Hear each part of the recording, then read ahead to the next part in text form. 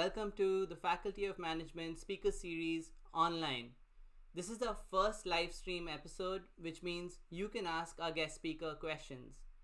To ask a question, type it in the comment section and we will pull it up on the screen at the end of the session.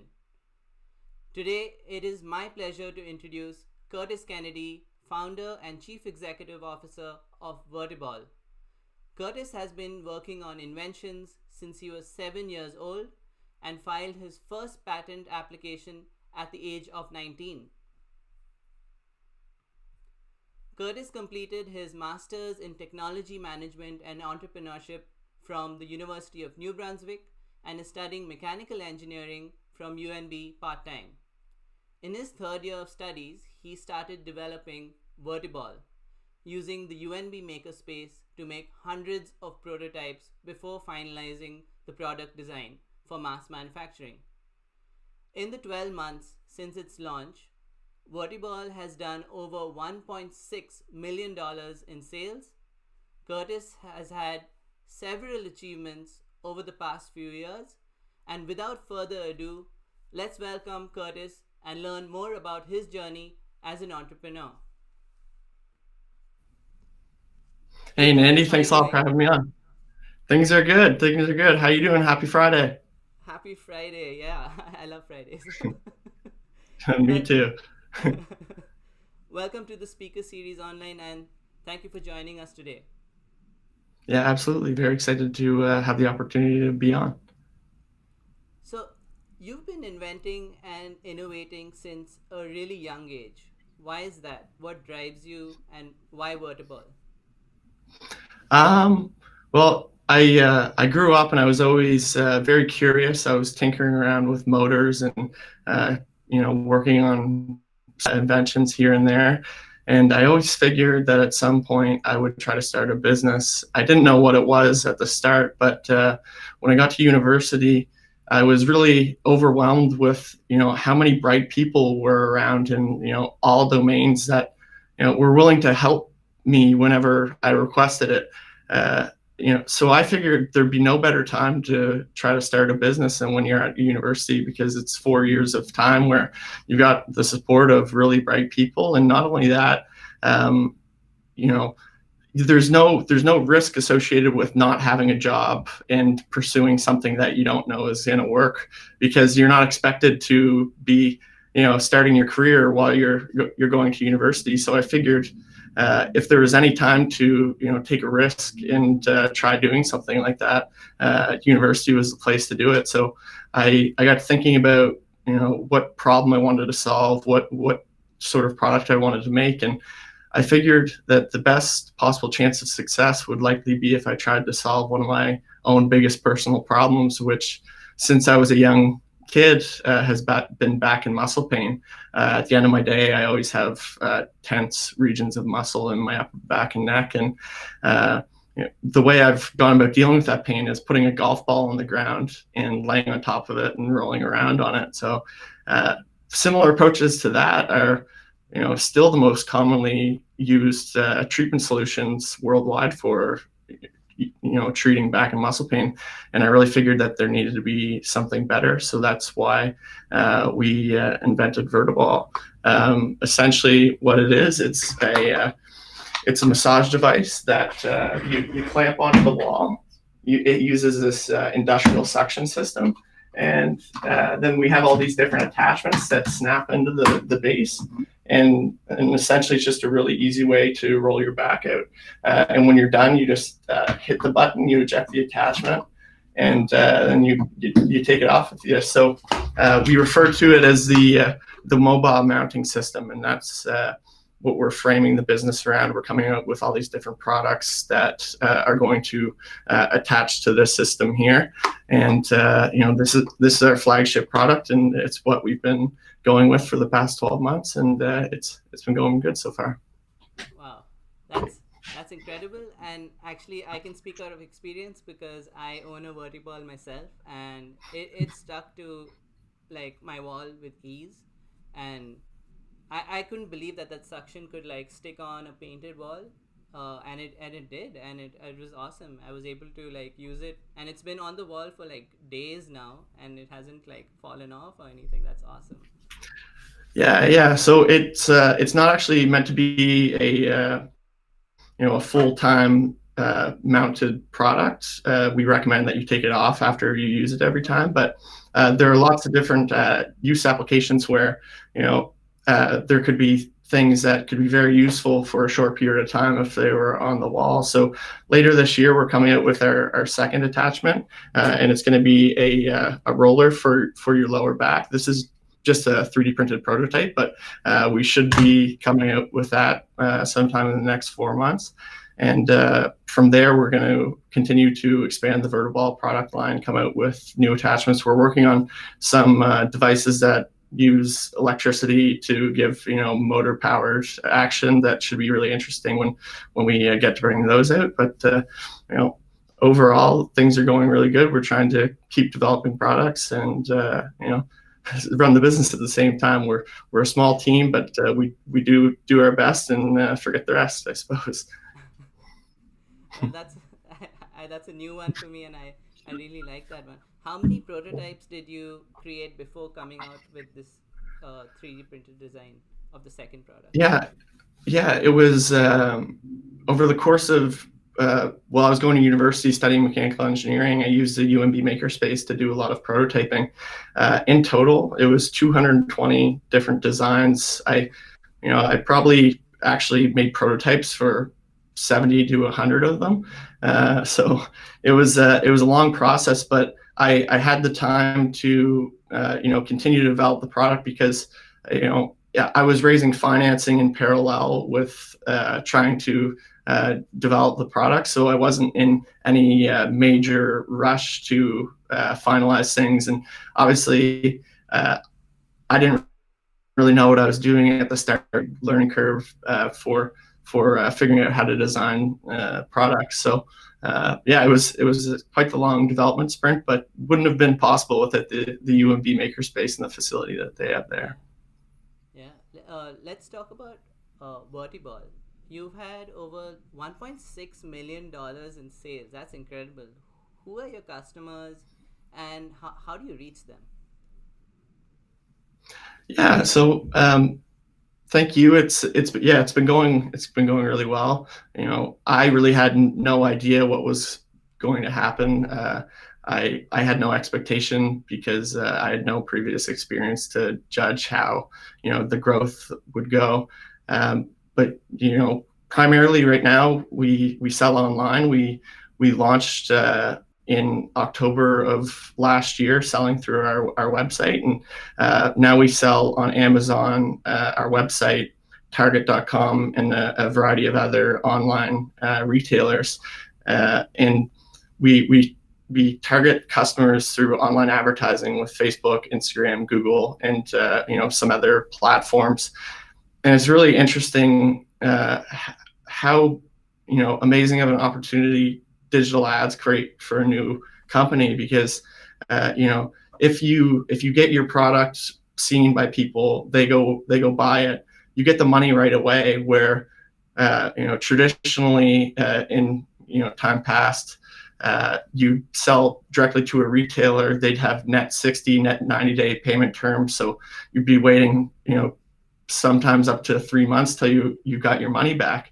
But with this new e-commerce option, it really gives startups the ability to scale quickly and grow, and bring in all sorts of new customers with really not much of resources to be able to do that. Mm-hmm.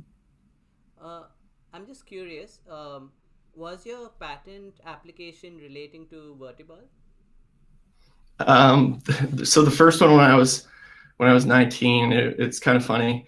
I had this idea for an oral hygiene product, and I thought, what do you do when you have an idea? What's the first step? And I was like, patent. You got to file a patent. Okay. So I went and the first year, after my first year at university in the summertime, I spent the whole summer learning about how to write and file provisional patents, and I actually ended up writing my own for it just for everyone listening, that's not the approach. You don't want to file your own patent. You can work on the provisional, but you should get a patent attorney to file the formal document for you, because it's only as valuable as how it's worded. And even if you get approved for a patent and that you wrote, it doesn't necessarily mean that it's of any value. So that was just one of the many learning experiences running through this process. Yeah. Wow. And so you're going to be introducing a new product that mounts on your existing suction pad, would I call it that? Yeah, suction pad, yeah. Nice. And so where do you see Vertiball going in, like, say, the next 10 years or 5 years? Yeah. So the company name is SimBody Labs Ltd. And so essentially our goal is to expand the Vertiball product line, come up with a variety of different attachments that really assist with making personal muscle care easier in a way like than ever before. But then we want to expand to different product categories. We want to have 4 to 5 core product segments that are focused in the health and wellness space, and become a company that has innovations like this that take a different approach to solving a common problem. Because the thing to consider is, just because things are the way that they are, just because cars are, they're 4 wheels and it's on a chassis, doesn't necessarily mean that was the best way to, do it. But so the innovation cycle goes off of this, analogical thinking, where people make improvements off of the previous design. Yeah. But yeah, exactly. But there's this concept in design thinking called first principle. It's something that Elon Musk talks about a lot, and it's really about boiling a problem down to its fundamental truths and then building outwards, not considering the pre-existing technology, so you can come up with your own novel solution. And so we want to take that approach to coming up with new products and technologies in different segments in the consumer health space. Wow. As a startup, and so can I call you? You would be a startup, right? Yeah. At this moment. Yeah. Okay. So as a startup, how many team members do you have currently working with you? So we're a team of 4. It's a small group to try to tackle the challenges that we are, but we do a really good job. Everyone's kind of the master of their own domain. Originally starting out, it was just me by myself, which I would recommend to everyone listening. If you're going to go at something like this, having a co-founder would be extremely valuable, just because there's a lot of tough days, and if you have someone there that is working on it with you on your hard days, they can bring you up, and vice versa. But when it's just you, it's all on you to fix what's going wrong, and it might be really nice, mentally, to have a partner going on it with you. Yeah. I guess also to like bounce off ideas at an initial stage, also that might help. Absolutely. Have some. Absolutely. Yeah. For sure. Yeah. So as a startup, if resources are limited and you have to make the best of your resources, what qualities do you seek in individuals when you're looking to grow your team? Yeah, that's a really great question. Team is number one most important thing to a business, for sure. So starting out, if you're a solo founder, or it's you and a co-founder, you have to wear a lot of hats. You're responsible for a lot of different domains in terms of operating the business and making everything run, and it can be very overwhelming. So there's so much stuff that needs to get done, and it's likely that you're not good at all of it. So my suggestion to anyone who's looking at building a team is really consider what are your strengths, what are you really, really good at, and what are the things that you're not so good at or not as interested in. Because typically, if you're interested in something, then it'll facilitate you really getting much better at it, because you're gonna do the research and you're gonna do the learning independently without being forced to. So when you're hiring people or you're building a team, really it's so important to work with people that have strengths that complement yours. So we've got a team of 4 guys, but everyone is the master of their own domain. And I love the quote that Steve Jobs said. He said, "We hire smart people not so that we can tell them what to do, but so that they can tell us what to do." And there couldn't be a better way to explain it. You really need everyone to be leading their side of the business, and if you get it right, then you can move forward smoothly with a small team. But if you get it wrong, it can definitely create challenges. That's so true. And I guess I word it differently in my head. In the way I think about it is, everybody has to take ownership of what they're doing and really own that project and like run with it. And that's what I would look at in a team. And I guess that aligns a lot with what you just said. I think you put it out really well. Yeah, absolutely. So if you had to choose between aptitude and attitude when you're looking at a candidate, what are you tending towards? That's a difficult question, because they're both very, very important. I think attitude is really, really important. If everyone's not on the same wavelength, it can become very, very difficult.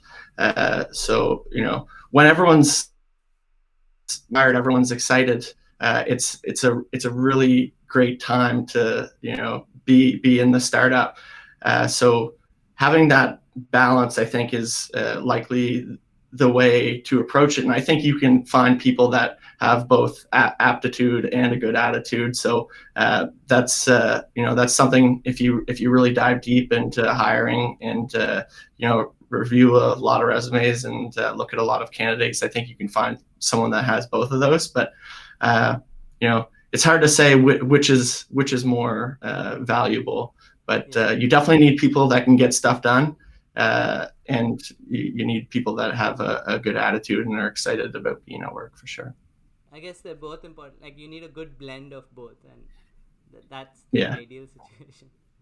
Absolutely. Going from student to entrepreneur, and you're studying alongside as well, making your idea a reality. What challenges did you face along the way? Did you face any challenges? Yeah, and before I answer that question, there's just a comment in the group about they are unable to hear your volume. Yeah. Hi, Angeline. I just saw your comment. Let me know if you can hear my volume now.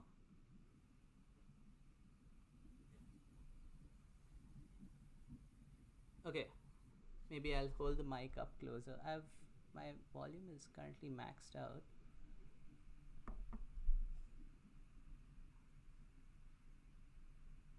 Okay. Okay, we'll wait for an update from Angeline and we'll see what happens. Okay. I can speak. I can hold up my mic. That should be better, actually. Yeah. Yeah. Okay. Well, I'll how about you say your question again, and I'll repeat the question, and then I'll give my answer. Sure. Okay. Sydney says she can hear you just lower than Curtis, so I think with the mic a bit closer, we should be good to go. It should be good. Yeah. Thanks for the updates, guys. Yeah. Okay.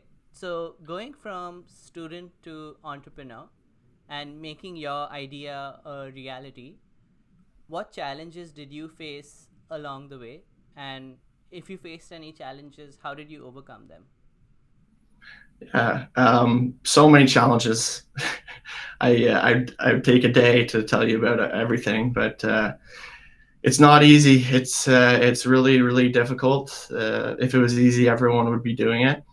In entrepreneurship, there's probably 4 hard days for every 2 really like successful good days, but the 2 successful good days are worth so much more than the bad days. So you're basically, the way I look at it is you're just solving problems all the time. There's a lot that you don't know starting out as a new founder, and so you're taking the summation of all your thoughts, experiences, everything you've ever learned, and bundling it up into your gut feeling as to what the best decision is.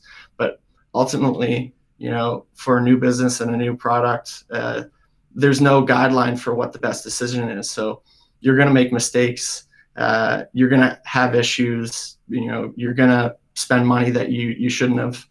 But the thing to remember is don't get caught up into worrying too much about the fine details, because it's very likely that what you were going to do after thinking about it for 2 weeks is the same thing that you were going to do after thinking about it for a day. So I think it's very important to just go with your gut feeling, your best guess, have insight research to guide your decisions, and just go for it. And the challenges will come, but you can't, no matter what, you can't avoid hard times and you can't avoid challenges. All you can do is your best, and change the path if it needs to change once you learn from the decisions. Thank you for sharing that. While creating prototypes, and you made, I think I read it in a CBC article, it was 220 prototypes until you arrived at the final Vertiball product. How did you secure funding at the product development stage? Did you require funding? Yeah. So starting out, I had no idea what to expect for how expensive it really is to start a company successfully. I figured, probably $20,000 to $40,000, I'd be able to make it happen. So I approached banks to try to get out some loans, and me as a 21-year-old kid going into banks without a dollar to my name, and no assets whatsoever to back their investment in me.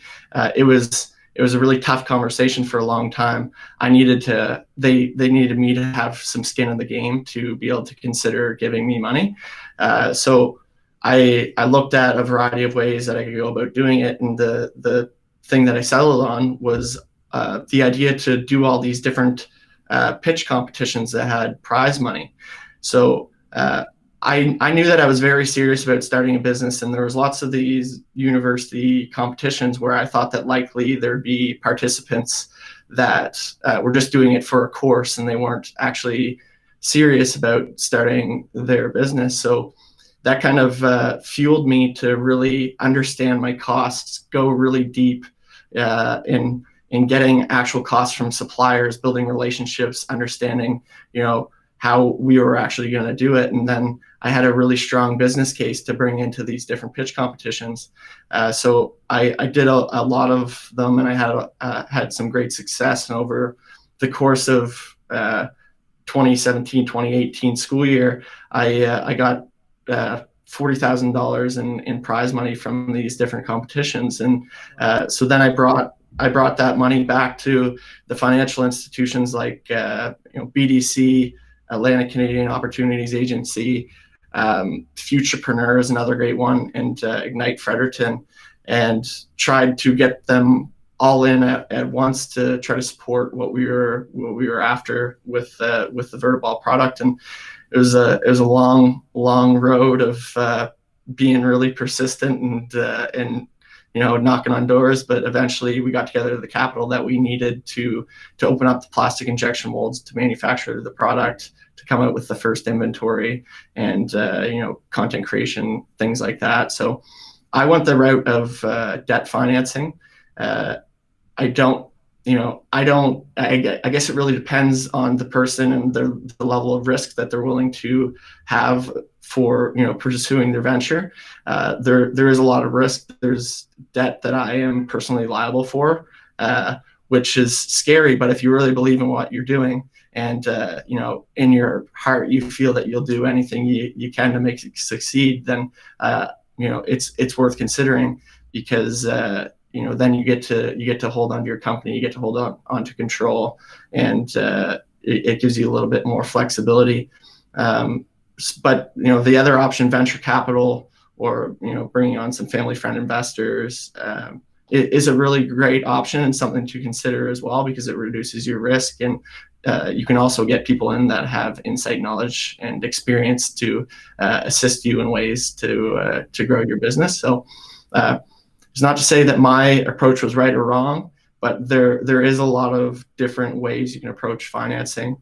But I think the thing to consider is, you need to, while you're pursuing financing, you can't forget about the product development and what you're actually trying to do. I think that they can run in parallel with each other as you're trying to start the company.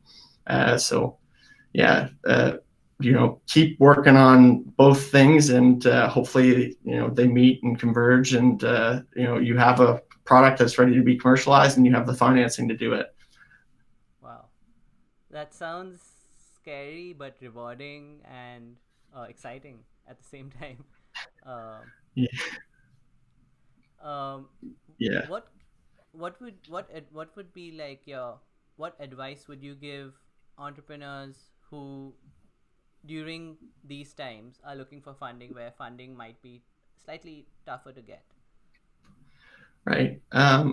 Well, I think that while there may be some firms or financial institutions that would be hesitant to give funding to everyone, I think that the thing to really focus on is just knowing that if you have a great opportunity, that you're going to be able to get the capital.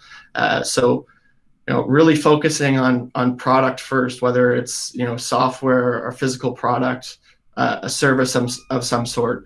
If you really nail that and you make the best possible product you can, and the business case is there for it, and you really understand that business case. And what I mean by understanding it mostly is really knowing your costs and knowing your margins associated with running the business. It's so important, because you can have a great product that's amazing in theory, people want it, but if you can't manufacture it or produce it at a cost that will enable you to sell it at a price that leads to profitability at some point, then it's a great idea, but it's not a business. So if it's a physical product, you really need to understand all the components that are going to need to go into the product, find suppliers to source these components from, get quotes, send out requests for quote documents on each of the components that are going to be in your product, assemble all these different suppliers and all these quotes into a formal unit cost. And you'll have some range plus or minus 10% of where it will actually be, obviously. But you yourself, really, you'd be doing yourself such a service and understanding your cost before jumping into something like this. So I think nailing down the costs and understanding what is a reasonable selling price for your product or service will then, enable you to think about the rest of it. How can the business be structured? What sales channels will be profitable for us? What won't be? So that, really understanding that stuff, and then going to these different organizations, venture capitalists, angel investors, banks. If you really know that stuff, then you'll have a strong case, and it'll all be right there when you speak about it. So. My next question is actually, Sydney's asked the same question. So I'm going to pull up the question on the screen. Sydney's asking, hey Curtis, I'm curious to ask how Vertiball has adapted throughout COVID-19. Okay, yeah, well, thanks for your question, Sydney. We're actually very lucky because we have an e-commerce based business. we can still reach all of our customers. So in terms of all the businesses that are really struggling right now, we're doing a lot better than most are. But right out of the gate in that first 2 months when everything got shut down and the world was kind of panicking on how to figure things out, it was a really scary time for us because everyone and their dog was trying to bring their business online. So the advertising space was very saturated. The cost to get your ads out was very expensive. And we give our ad, or we pay for our ads on a bidding strategy. And with such a saturated ad space, it was very difficult to get your ads out there to run e-commerce sales. And so that was a very, very challenging couple months for us. But over time, I think people realized that it's not snap of your fingers and you have a profitable e-commerce business. It's a very delicate balance of content, how to get people to convert on your website to make it a profitable endeavor. So for that first little bit, it was very challenging. It also threw in some major challenges for our supply chain because we make our product in China, and it went from Chinese New Year, which is essentially like 2.5, 3 weeks where the whole country is away from work. And right from there, it went into the shutdown. And so we had, the better part of 2 months where our supply chain, wasn't operating. So we had a sort of a gap in our inventory and our production cycle, which was slightly challenging. We're still dealing with the effects of that, but overall things are good. We're feeling very lucky to be in the situation that we are, considering the struggles that are going on, and just hope for the best moving forward. So, did your production get halted in any way because you were manufacturing in China? Yeah, it did. Through that, China shut down for 30 days, but after that 30 days, they were back at work. But it was essentially 2 weeks of time between like 4 weeks of time between Chinese New Year and the shutdown, where we weren't doing anything for manufacturing, and it was a point in time where we needed to have inventory and production. So that was challenging, but again, we learned from it, and it's hard to project and what's going to happen with the world, but as long as you're in a position where financially you're going to be okay, and that's why it's so important to always be managing your cash flow, always be doing your financials and updating them on a weekly basis to know that regardless of mistakes or gaps in production or anything, that you're going to be okay. So we made it out all right. That's really good to hear. I think so many businesses have been affected, and do you ever plan to have brick and mortar stores? Yeah, absolutely. That would be a big focus for us long term, and likely, moving forward, if we do have success in brick and mortar stores, that would likely represent the largest portion of our business.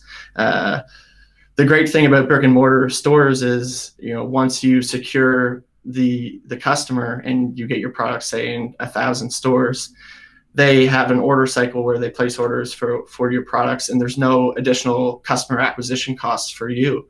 So it's a really great thing to have as a part of your business, because e-commerce it's always variable. There's so much change, and it's so content dependent that being able to project your earnings over the course of 3 months is very difficult. But with brick and mortar stores, what money's coming in, when it's coming in, and what your earnings are going to be like, and how you can expand. So we hope to get to brick and mortar stores soon, but right now we're in the position where we don't necessarily have the resources to expand it that much, because you need a lot of capital to fork up, and you don't get paid for 60 to 90 days. So right now we're in a position where we'd ideally like to have the cash coming back in as quickly as possible, and e-commerce enables us to do that. Just a ballpark figure, how many countries, or where are your customers from? Because you're online. Yeah. So the vast majority are in the United States. Our storage facility is in California, so shipping costs are much less to Americans. So, for example, on average it's $5 for us to ship a product to a customer in the United States, but it's 18 to ship to a customer in Canada. Which, in terms of your advertising efforts, that shipping cost drastically reduces the conversion rate. You'll have people that will see the shipping price and they'll abandon their checkout. And so you really want to market to the customers that are most likely to buy, that will bring your conversion rate up the highest. And so your customer acquisition costs is as low as possible. So I'd say right now we're probably doing around 90% of our sales in the United States, but we've sold products all over the world, essentially. So. Wow. And I read an article online somewhere about you selling on QVC, the sales and marketing television channel. Yeah, Uh, yeah. so were you able to meet your targets given the lockdown? I mean, given the pandemic, The overall, the just production. yeah. We didn't really have any expectations for sales the first year. We didn't, you know, we, I guess you're making your best guess. You really have no idea what you're doing when you start something out. Yeah. I didn't know if we were going to do $200,000 in sales first year or 3 million. I hoped for for the 3 million, but Yeah. you sort of have to react to the key metrics associated with running your business. So out of the gate, we had some content that we were running, these different ads that were more targeted towards like a clinical physiotherapy type vibe, and our return on our ad spend was relatively low. So we rejigged some stuff and we reframed our target customers to more of an athletic demographic. And then we were seeing a much higher return on ad spend, and we were able to extend our advertising efforts and sell more products. So starting out, really didn't have much expectation for where we were going to end up, but we're very happy with our first year, and we're hoping year two to really have some significant growth, but do it in a way that is sustainable, because growing is very scary. You're kind of the challenges become bigger challenges the more the more money is involved. It's like if your business, if it gets out of control a little bit, it's a lot easier to control when it's at 1.5 to $2 million a year threshold than it is at 10 million plus. So we're aiming to do between 8 and 10 million in year two, but again, we'll really be on top of understanding our metrics, and we'll only grow if it makes sense. There's no sense in growing if the metrics aren't saying to do so. There's no rush. Yeah. No rush, no No rush. rush. Yeah. Yeah. Mm-hmm. Mm-hmm. How has your education impacted you as an entrepreneur? Did you choose to do your study programs because of your passions, or was it the other way around, or was it just in line? Yeah, well, my grandfather was a mechanical engineer. He was the smartest guy I ever knew, and he always had my brother and I tinkering around with things in the workshop, and he really got us both interested in engineering. And so I decided to study mechanical engineering at UNB, and I really struggled with it. I'm not a great student. I'm a very slow, methodical thinker, and engineering is very intense in terms of the workload and all the assignments and tests and everything. So I struggled. I was never a great student. I haven't finished my degree yet. I've got 6 courses left. I will get it done at some point in time, but it helped me in more ways than I can really explain. Although I didn't, my GPA wasn't stellar. I feel that I took so much from it. I really understood what was going on. I just couldn't necessarily, get the problems done in the span of an hour for a test. But the biggest thing that it taught me is, work ethic and problem solving, regardless of what those problems are. Engineering in particular, if you don't understand a concept, you need to do what you can to figure out, whether it's through online research, looking at similar problems. So it sort of built this, this basis of understanding for how to go about problem solving. And I think that it's been very useful in starting a business. And, for the mechanical side of things, it laid out the groundwork for product design and understanding 3D printing and manufacturing. So the education was very helpful in that way as well. It really it gives you an understanding of the world just enough that you have a basis for asking questions and thinking about problems. So school is incredibly important for sure.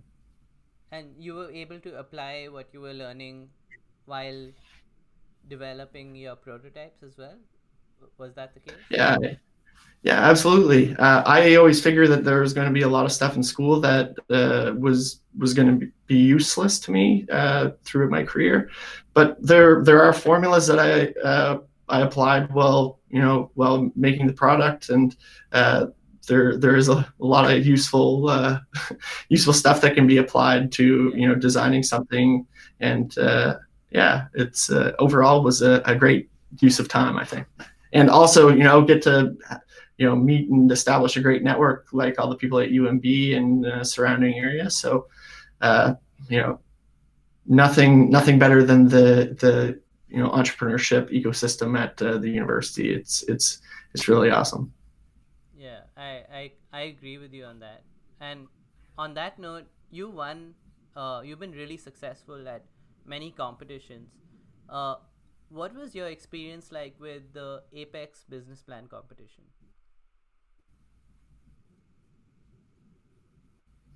Yeah, Apex. It was really great. I was very excited for it. To prepare for something like that, just following back to what I had said earlier about understanding your costs. That's I think is the number one most important thing. Even if it's just really. If you understand your costs, it can give you an understanding for how the business will grow and then what the future opportunities will be, and you can demonstrate that in a slide deck. So when you're going and trying to understand how to figure out what your costs are, it'll get you thinking about all sorts of different questions that you'll take insight from in different realms of things associated with starting the business. So I think that's the number one place to start. And another really valuable thing to do for a pitch competition like this is having some sort of minimum viable product. So if you're a product company or you're a software company, in your slide deck, say you're a product company, I would put together a 3D mock-up. It doesn't even have to be functional whatsoever, but put together a 3D mock-up, render it, and have an image of what it would look like. A picture speaks 1,000 words. There's no better way to say that. So if you can have a visual representation of what your product is going to be and have it in the slide deck, and if there is extensions and how that product will change over time, including that in your slide deck is of tremendous value as well. And if you can actually create a functional version that you can bring with you, through 3D printing, showing it and actually demoing the product throughout your presentation somehow is a really good thing to do. And if you're starting a software company, my recommendation would be through some graphic design software like Adobe Illustrator, put together 3 to 4 slides that have a cutout template of what an iPhone looks like, and fill in with here's the landing page of our software, here's what what it looks like, here's how the customer experience will go, and here's how we're going to make our money. Just having a visual representation of your product is the most important thing to remember.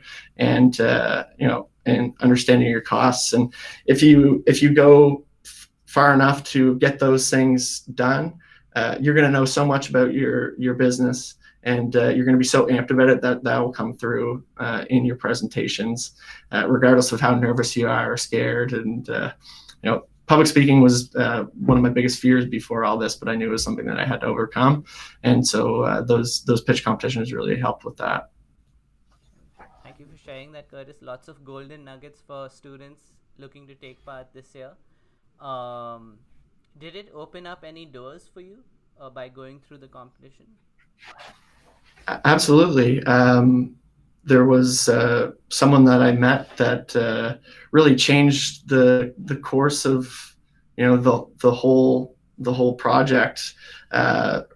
She really helped me understand my costs, get financing. We worked together on a few projects, and those competitions are invaluable for the networking opportunity that they create. When I went to the International Business Model Competition, which was after Apex, I met a guy who is now on our advisory board, and he's started and sold a few product companies. So regardless of if you win the competition and you get the prize money, those are so valuable just from a networking perspective, and in potentially building out your team.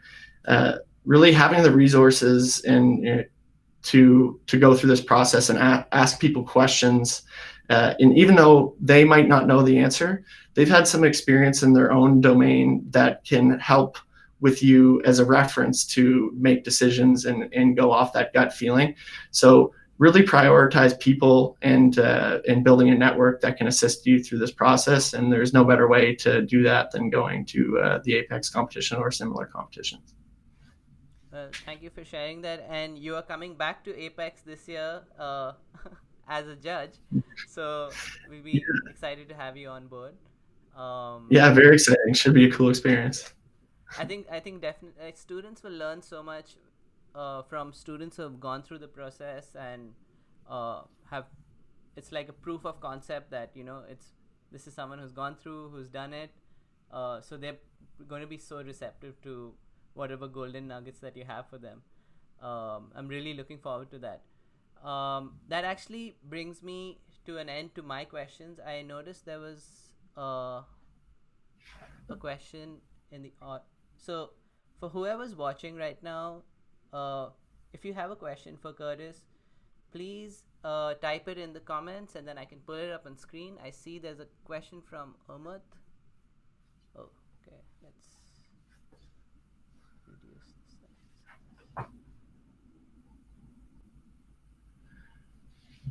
this. So thank you for your question, Umut.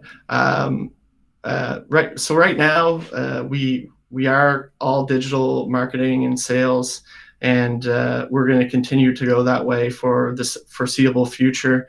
How much we invest is really dependent on where we're at with being able to have enough inventory to sell, and also having the budget to put into advertising. E-commerce creates a really incredible opportunity because it's so scalable, and it's if you have the capital to put into marketing, you can sell 1,000 products a day if you want to, but you also need to have the money for inventory. So our production cycle from when we invest in our products to when they land at our warehouse is 65 days. So that means that if we're ordering 10,000 products, 20,000 products, that's a lot of capital to have out before we can get the inventory back to start selling. So essentially, once we have a shipment of products land at our warehouse, we know that that's the time to place another order, and that we have 65 days to sell that existing inventory that we have, that's landed. So then say it's 10,000 products. You go, okay, how many on a daily basis can we sell? If we have 10,000 units and we have 65 days, you divide 10,000 by 65, and that'll tell you how many products you can afford to sell throughout that time frame. And really, marketing is not the challenge. Well, it is in a sense, but managing your inventory is the hardest part about a consumer product company, and that's why if you can, I mean, products are fun, but software is awesome from the standpoint of once you develop the product, the margins are, essentially 100% if you're operating at scale. But with a product company, you always need to be investing your money back into inventory, and so your growth is dependent on that inventory threshold that you can maintain. But once you have a high level of inventory, we just ordered 25,000 or 34,000 products for the fourth quarter, and so that's going to be the most that we've ever had at any given time.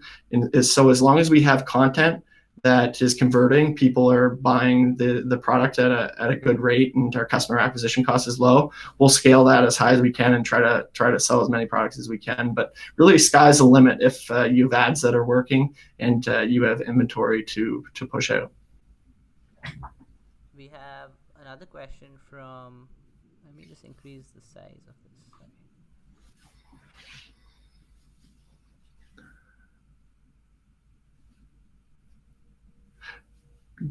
Great question. I don't want to pronounce your name wrong, Drew. But Drew.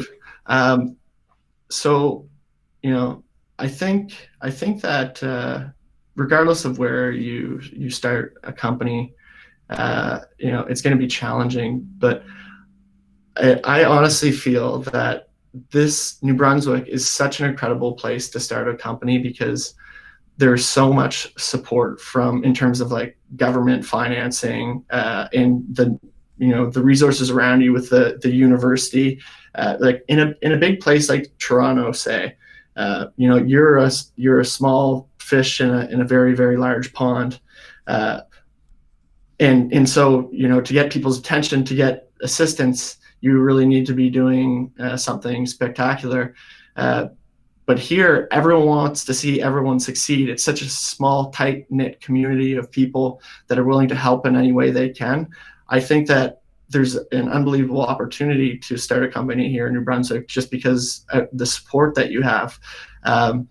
So that's the first thing I'd say. And in terms of new country and markets and how to deal with it, the whole world can be reached through digital advertising now, especially if you have a physical product. It doesn't necessarily matter where your products are, because you can sell to customers in Europe, you can sell to customers in Asia. It makes no difference. So it's really a time unlike any other where it doesn't matter where you start your business, as long as you have the resources to do it. So I'd say, regardless of where you are, it can be done. You got to work really, really hard and have a really great support network and people that push you when things get challenging, for sure.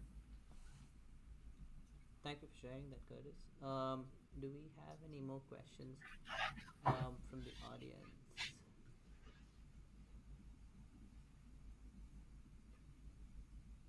I don't see any more questions at the moment. Is there anything else that you'd like to add at this point? I guess the last thing that I'd say is if you've got the passion and you want to start a company, you can do it. You can absolutely do it, and I wouldn't be worried. Life is really cool in the sense that there's so much opportunity around, and you've only got one life, and don't you want to spend your life waking up on Monday morning excited about what you're doing? You fail, who cares? Like it's not the end of the world, and you'll learn so much from pursuing whatever it is that you want to do, and everything that you learn through that experience is going to be so applicable in anything else you decide to do, whether you want to go get a job, work for someone else. Your insight and experience that you gain through doing something like this is unbelievable. And so if you want to go for it, I'd say there's no better time in history to start a business. All the information you could ever need to access to do it is right at the tip of your fingers. Learn as much as you can, and the thing I always like to say is, starting out, you have so many questions. You're thinking about this and that and this and that, and it's really hard to know, how do I solve all these different things at any given time. But the thing I'd say about that is pick the first most important thing. What is the number one thing that needs to be accomplished right now? Do that first thing, and then the next two things will become clear. And then, pick at those two things, get those done, and then it'll branch out further and further from there. Break it down into bite-sized chunks. Don't look at the thing as a whole. Think about the most important problem that you need to solve right now, and go for it. You can get it done, and you're gonna love waking up every Monday and saying, I get to go work on my dream right now. It's a really awesome experience. So if you want to do it, I'd say go for it, full steam ahead. Thank you for sharing that. I'm going to remember that. Wake up on a Monday excited. Yeah, Awesome. yeah, it's pretty cool. And on that note, Curtis, sorry, I'd like to thank you so much on behalf of the UNB community and everybody watching today. Thank you for joining us. Thank you for sharing your insights, your learnings, and your journey with everyone. There were lots of golden nuggets there, and I look forward to working with you over Apex soon. Yeah, absolutely. It's exciting. Thanks, everyone, for listening. And if you have any follow-up questions, please send me an email. And good luck out there. You're gonna have fun with it. So, stay hungry. Stay hungry. All right, guys. Take care, everybody. Thanks, everyone. See ya.